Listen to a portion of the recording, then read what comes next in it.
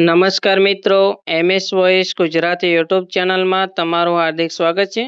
જીકાસ portal પર post graduation courses જેવા કે MA, MCOM, MSc, BEd વિવિધ પ્રકારના કોર્સ માટે બીજા રાઉન્ડના ફોર્મ ભરવાના છેલ્લા 2 દિવસ બાકી છે.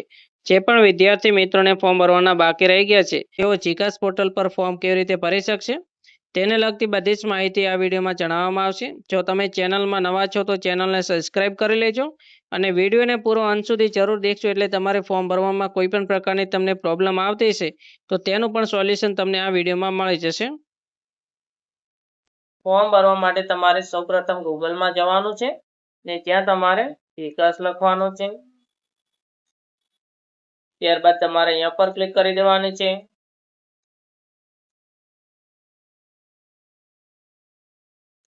ત્યારબાદ જો તમે અગાઉ રજીસ્ટ્રેશન કરેલ છે તો તમારે સ્ટુડન્ટ લોગિન પર ક્લિક કરવાનું છે અને પહેલી વાર તમે રજીસ્ટ્રેશન કરો છો તો તમારે એડમિશન ફોર ન્યૂ સ્ટુડન્ટ પર ક્લિક કરવાનું છે. ત્યારબાદ તમારે ક્વિક રજીસ્ટ્રેશન કરવાની વિગતો ઓપન થાય છે, જેમાં સૌપ્રથમ તમારે પ્રોગ્રામ ટાઈપમાં જે પણ મિત્રોને અંડર ગ્રેજ્યુએટ કોર્સિસ માટે એટલે કે BA, BCom વગેરે કોર્સ માટે અરજી કરવી છે તેમને અહીંયા અંડર ગ્રેજ્યુએટ રેગ્યુલર પસંદ કરવાનું છે.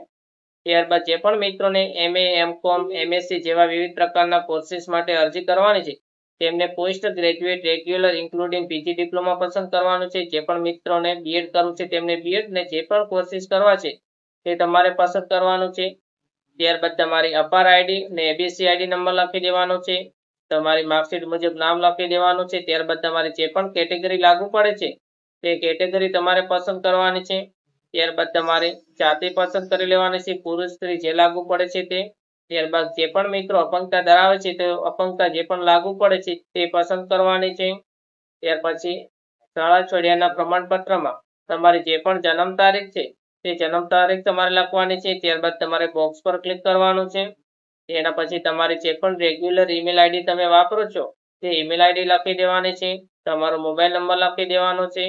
બાજુમાં જે કેપ્ચા કોડ આપેલ છે તે કેપ્ચા કોડ તમારે લખીને ગેટ OTP પર ક્લિક કરવાનું છે.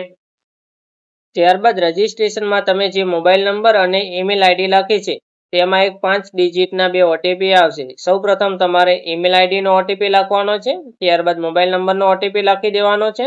ઉપર જે કેપ્ચા કોડ આપેલ છે તે કેપ્ચા કોડ લખીને તમારે સબમિટ પર ક્લિક કરવાનું છે. સબમિટ પર ક્લિક કરશો એટલે you have successfully registered four admission. ત્યારબાદ તમારે ઓકે પર ક્લિક કરવાનું છે.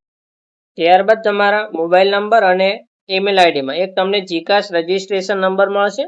તે રજિસ્ટ્રેશન નંબર તમારે અહીંયા લખી દેવાનો છે. અહીંયા તમારે પાસવર્ડ પર ક્લિક કરવાનું છે.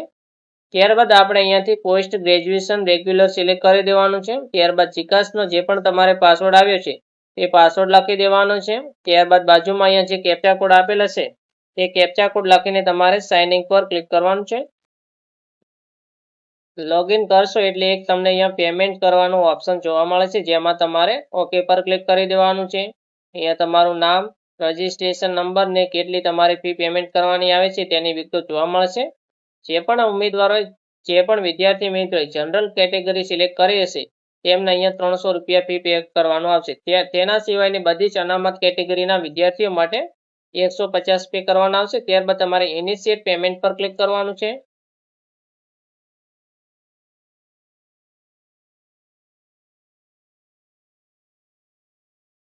ત્યારબાદ તમને અહીંયા 4 ઓપ્શન જોવા મળે છે. ક્રેડિટ કાર્ડ અને ડેબિટ કાર્ડ દ્વારા તમે પેમેન્ટ કરી શકો છો, નેટ બેન્કિંગ દ્વારા, UPI દ્વારા અને ભારત QR દ્વારા. અહીંયા તમે ભારત QR પર તમારે ક્લિક કરવાનું છે. ત્યારબાદ તમારો phone pay, Google pay, Paytm તમે જે પણ એપનો યુઝ કરો છો તેમાં તમારે સ્કેનર ઓપન કરીને આ QR કોડ સ્કેન કરવાનો છે.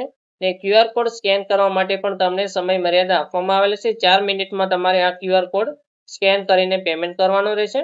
ને જો સમય પતી જાય છે તો તમારે ફરીથી બધી પ્રોસેસ કરવાની છે.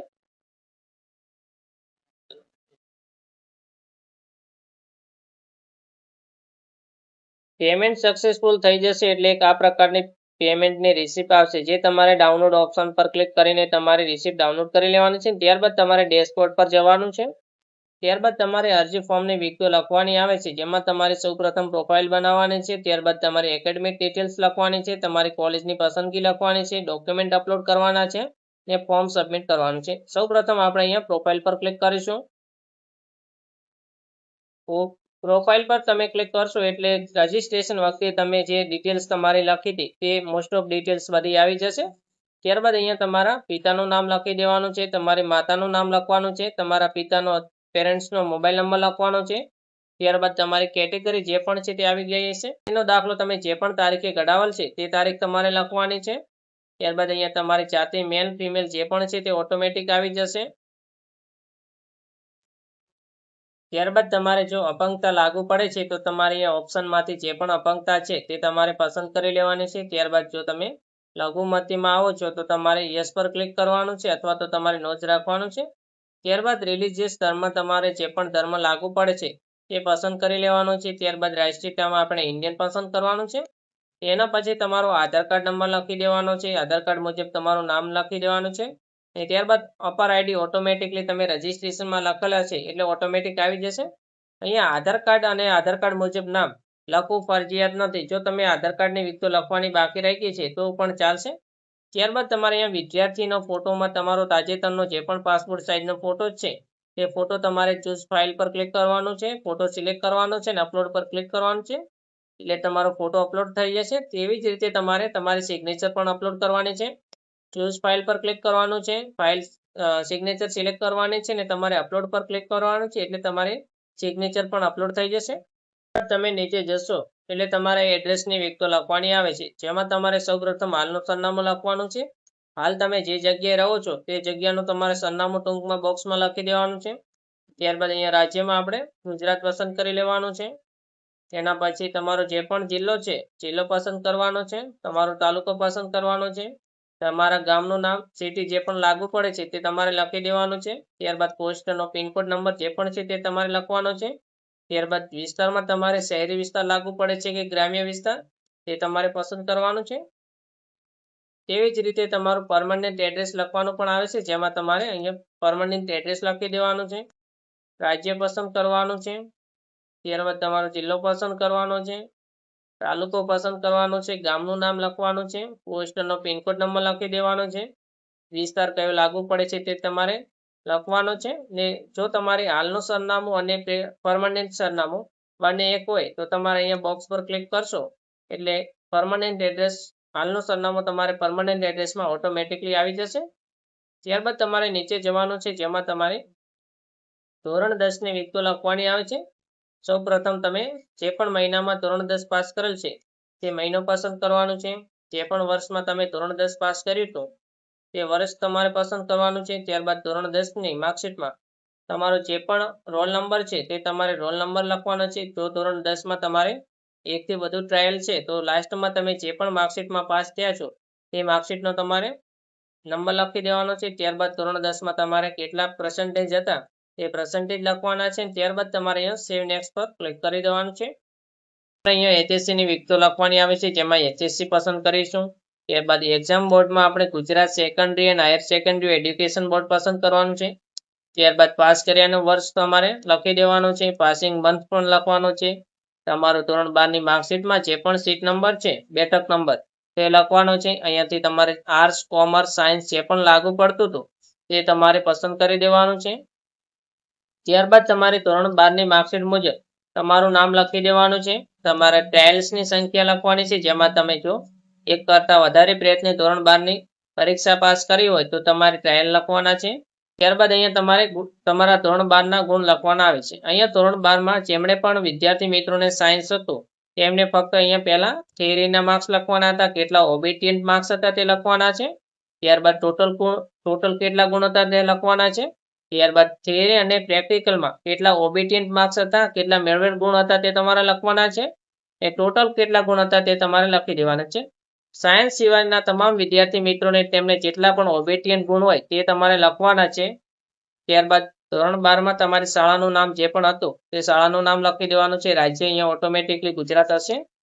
ત્યારબાદ પરીક્ષા પાસ કર્યાનો જિલ્લો, તમારો જે પણ જિલ્લો લાગુ પડે છે તે જિલ્લો પસંદ કરવાનો છે. અહીંયાથી માધ્યમ તમારે ઇંગ્લિશ, ગુજરાતી, હિન્દી જે પણ માધ્યમ હતું તે માધ્યમ તમારે સિલેક્ટ કરી દેવાનું છે. ત્યારબાદ સેવ નેક્સ્ટ પર ક્લિક કરવાનું છે. ત્યારબાદ આપણે કોલેજની વિગતો લખવાની આવે છે, જેમાં સૌપ્રથમ યુનિવર્સિટી કયા રાજ્યમાં છે તે પસંદ કરી લેવાની છે. ત્યારબાદ તમારે જે પણ યુનિવર્સિટી હતી એ યુનિવર્સિટી ઉપર તમે સર્ચ કરીને સિલેક્ટ કરી શકો છો. ત્યારબાદ તમારે અભ્યાસક્રમમાં આર્ટ્સ, કોમર્સ, સાયન્સ જે પણ હતું તે તમારે સિલેક્ટ કરવાનું છે.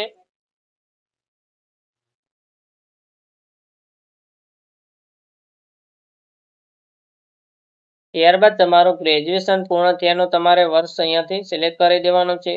મંથ કયો હતો તે તમારે પસંદ કરવાનું છે. ત્યારબાદ લાસ્ટ સેમિસ્ટરમાં તમારો જે પણ સીટ નંબર હતો તે સીટ નંબર તમારે લખી દેવાનો છે. ત્યારબાદ તમારે અહીંયાથી CGPA, માર્ક્સ ને બોર્ડ 3 ઓપ્શન તમને જોવા મળે છે. જે પણ વિદ્યાર્થી મિત્રો બે અલગ અલગ યુનિવર્સિટીમાં એડમિશન માટે કોલેજ પ્રેફરન્સ એડ કરે છે તો તેમને અહીંયાથી બોથ ઓપ્શન સિલેક્ટ કરવાનો રહેશે. કારણ કે અમુક કોલેજોમાં મેરિટના આધારે માર્ક્સના આધારે મેરિટ બનતું હોય છે ને અમુક કોલેજોમાં CGPA ના આધારે મેરિટ બનતું હોય છે. જો બંનેમાંથી કોઈ પણ એકના આધારે મેરિટ બનાવવામાં આવે તો તમારું નામ મેરિટમાં આવવાની સંભાવના બની રહે. ત્યારબાદ અહીંયા તમારો જે પણ મુખ્ય વિષય છે તે તમારે પસંદ કરી લેવાનો છે. ત્યારબાદ અહીંયા ક્લાસમાં first class, second class pass છો તે તમારે પસંદ કરવાનું છે. મીડિયમમાં તમારે જે પણ મીડિયમમાં તમે અભ્યાસ કર્યો છે તે પસંદ કરી લેવાનું છે. ત્યારબાદ અહીંયા તમને સેમિસ્ટર અને વર્ષનું ઓપ્શન જોવા મળશે. જો તમારું કોલેજનું ગ્રેજ્યુએશન સેમિસ્ટર વાઇઝ હતું તો તમારે સેમિસ્ટર પર ક્લિક કરવાનું છે. ને વર્ષ વાઇઝ હોય તો તમારે યર પર ક્લિક કરવાનું છે. અહીંયા આપણે સેમિસ્ટર વાઇઝ છે એટલે સેમિસ્ટર પસંદ કર્યું છે. ત્યારબાદ સેમિસ્ટર અને યરની સંખ્યા લખવાની છે. અહીંયા આપણે 6 સેમ હતા એટલે 6 પસંદ કર્યા છે. ત્યારબાદ ટ્રાયલની સંખ્યા લખવાની આવે છે. ત્યારબાદ તમારે અહીંયા ટકાવારીમાં તમારે 1 થી 6 સેમની ઓવરઓલ કેટલી ટકાવારી છે એ તમારે લખી દેવાના છે. ત્યારબાદ તમારે 1 થી 6 સેમની જે પણ માર્કશીટ છે તેના ગુણ લખવાના છે. જેમાં તમે સૌપ્રથમ એક્સટર્નલમાં કેટલા ગુણ મેળવેલ છે તે લખવાના છે. એક્સટર્નલ કેટલા ગુણની હતી તે લખવાની છે. ત્યારબાદ તમે ઇન્ટરનલમાં કેટલા ગુણ મેળવ્યા તે લખવાના છે.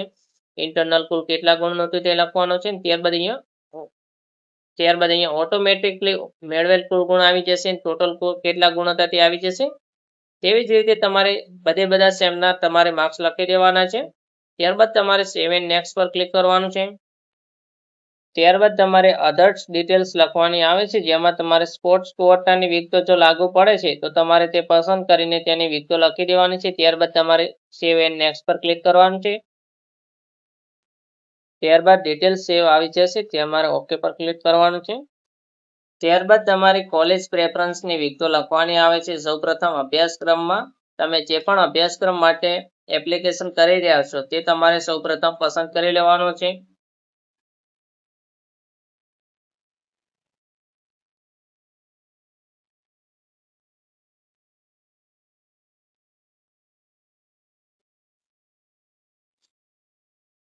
અભ્યાસક્રમ પસંદ થઈ ગયા બાદ તમારે જે પણ યુનિવર્સિટીમાં એડમિશન તમે લેવા માંગો છો એ યુનિવર્સિટી તમારે પસંદ કરી દેવાની છે. ત્યારબાદ અહીંયા જિલ્લા તમે પસંદ ના કરો તો પણ ચાલશે. ત્યાર પછી તમારે સરકારી, અસરકારી, સેલ્ફ ફાઇનાન્સ જે પણ કોલેજમાં એડમિશન લેવા માંગો છો તે તમારે પસંદ કરવાનું છે. અથવા તો તમે ફક્ત અહીંયા યુનિવર્સિટી પસંદ કરીને સર્ચ પર ક્લિક કરશો એટલે તે યુનિવર્સિટીમાં જેટલી પણ કોલેજો હશે તે કોલેજોનું લિસ્ટ આવી જશે. તમારે સૌપ્રથમ અહીંયાથી કોલેજ સિલેક્ટ કરવા માટે તમારે અહીંયા પ્લસ પર ક્લિક કરવાનું છે. એટલે તે કોલેજ અહીંયા નીચે એડ થઈ જશે. તેવી જ રીતે તમે જો વધારે કોલેજ એડ કરવા માંગો છો તો વધારે પણ કોલેજ એડ કરી શકશો. જો તમારે કોલેજ ડિલીટ કરવી છે તો તમારે અહીંયા રિમૂવ પર તમે અહીંયા બોક્સ પર ક્લિક કરશો એટલે તમારી કોલેજ ડિલીટ થઈ જશે. જે પણ વિદ્યાર્થી મિત્રોને સર્ચ પર ક્લિક કર્યા પછી કોલેજનું લિસ્ટ નથી આવતું તેવા વિદ્યાર્થી મિત્રો નીચે જે અમારો મોબાઈલ નંબર આપેલ છે તેના પર કોન્ટેક્ટ કરીને તમારી પ્રોબ્લેમનું સોલ્યુશન મેળવી શકો છો. કોલેજ સિલેક્ટ થઈ ગયા બાદ તમારે સેવ નેક્સ્ટ પર ક્લિક કરવાનું છે. ત્યારબાદ અહીંયા સક્સેસફુલ આવી જશે.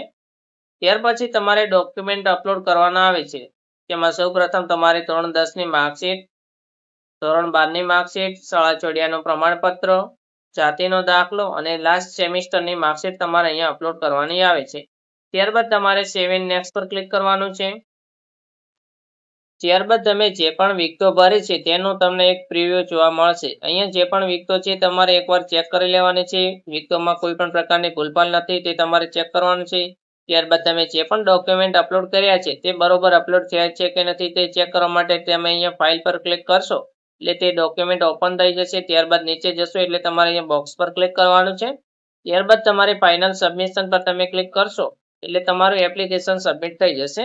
ને જો તમારે કોઈ પણ પ્રકારની ભૂલભાલ થઈ ગઈ છે તમારે ડેશબોર્ડ પર પાછો જવાનું છે અને એપ્લિકેશન તમારે અનલોક કરવાની રહેશે.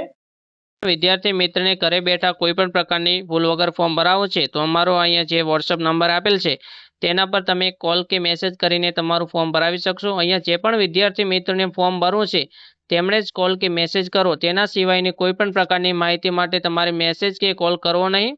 જો આપેલ માહિતી તમને ઉપયોગી થઈ છે તો ચેનલને સબસ્ક્રાઇબ કરી લેજો, ચેનલને બેલ આઇકોન ઓન કરી દેજો, બીજા મિત્રોને વિડીયો શેર કરજો, કોમેન્ટમાં તમારો અભિપ્રાય જણાવજો અને અમારી વોટ્સઅપ ચેનલમાં પણ તમે જોડાઈ જજો જેથી તમે જ્યારે પણ આવી કોઈ પણ સરકારી યોજનાઓ, સરકારી ભરતીને લગતી માહિતી, વિદ્યાર્થીઓને લગતી કોઈ પણ યોજનાઓની માહિતી અમારી ચેનલમાં મૂકવામાં આવતી હોય છે ને જેની લિંક આ વિડીયોના ડિસ્ક્રિપ્શન બોક્સમાં આપેલી હશે.